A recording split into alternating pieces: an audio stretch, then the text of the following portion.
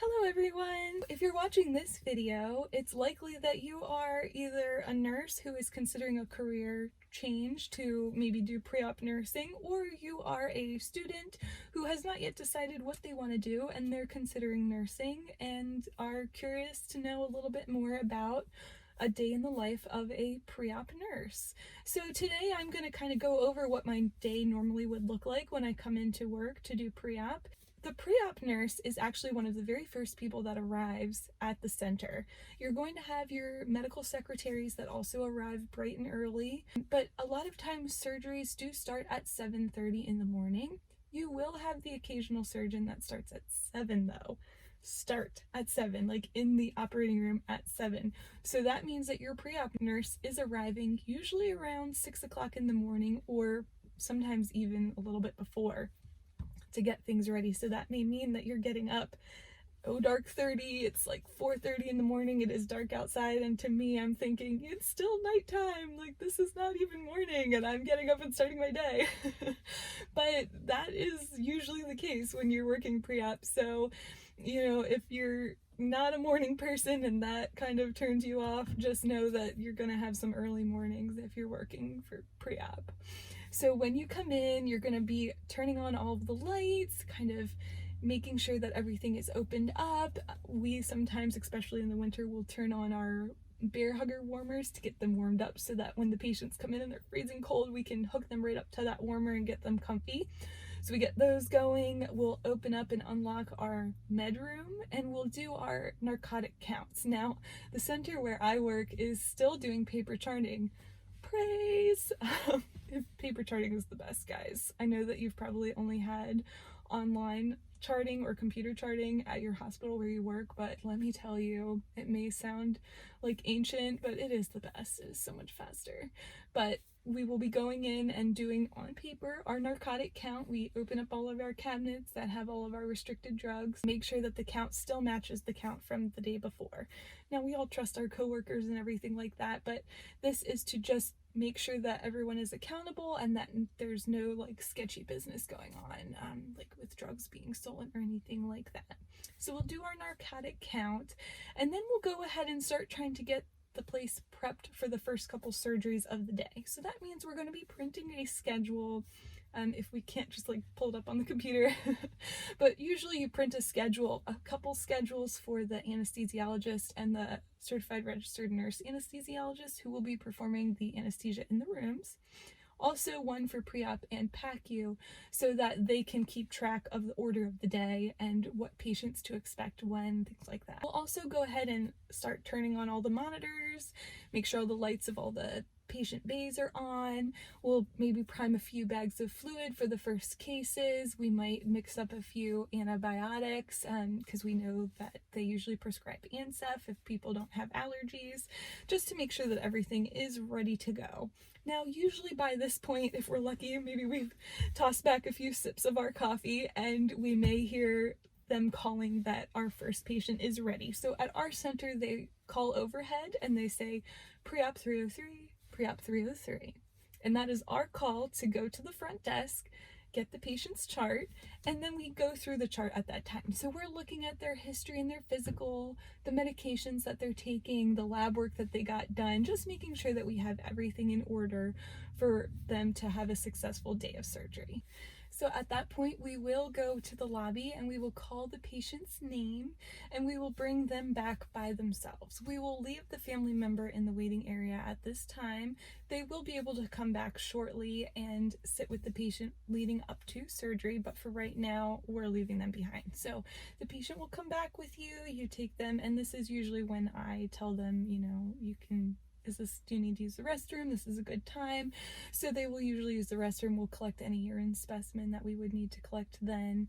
And we bring them over to the bay, have them sit down. We do some vital signs. We ask them questions like if they have any metal in their body, if they have any jewelry on, any valuables, when did they eat or drink last, things like that. Once we've kind of checked off all our boxes, answered any questions that we need to answer, got them to sign their consent. Now some facilities will have the surgeon do it, but at ours we do sign consent with them, and then we'll let them get changed. After that point, we'll go ahead and start an IV, and go out and get the next patient. And usually it kind of cycles like this really rapidly, and we call the morning rush until 10 o'clock in the morning, and we usually get a little bit of a breather in pre-op, but I usually have another nurse working with me as well, unless it's a very light day where we only have one operating room going, in which case you can usually handle it with just one pre-op nurse, but you'll usually have at least one other pre-op nurse there with you to help kind of get patients in and things like that.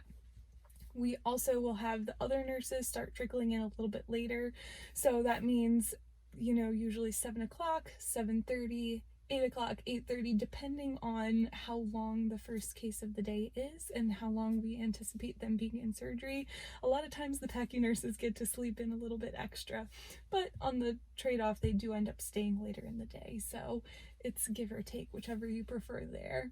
So after 10 o'clock, it's a good time for a coffee break or a snack or things like that. Things tend to pick up a little bit more again, but it's a lot of the same thing.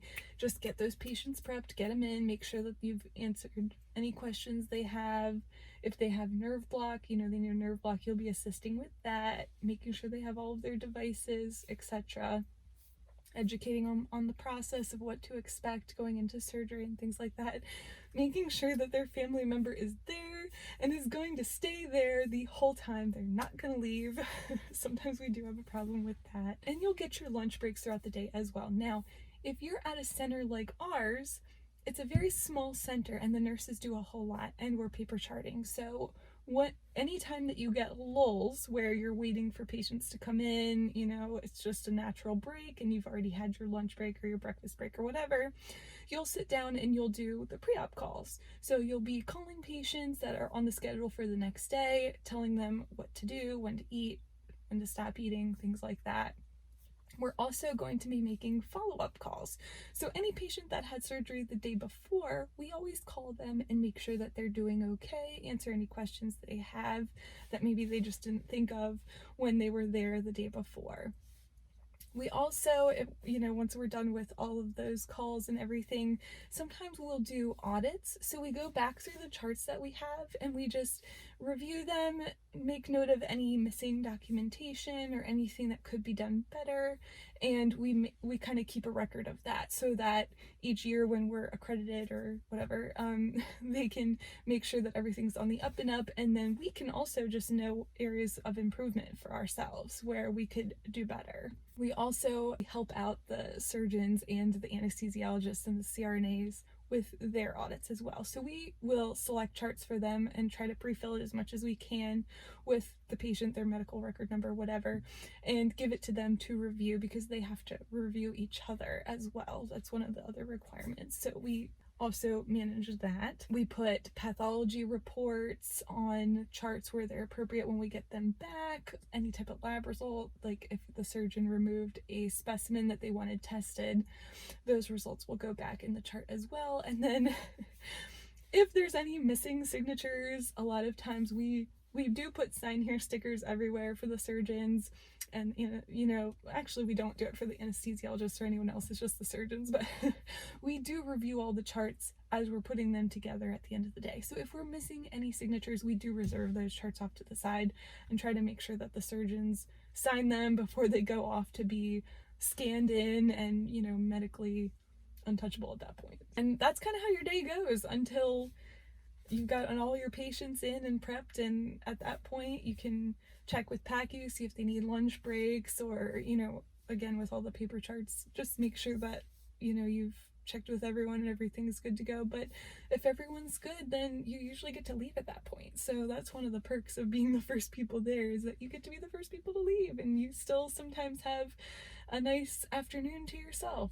I hope that that clears up any confusion for you or helps give you a little insight into the life of a pre-op nurse. If you have any questions or if there's anything that you think that I missed, please let me know in the comments and I'd be happy to try to answer your questions for you guys. Thanks. Bye.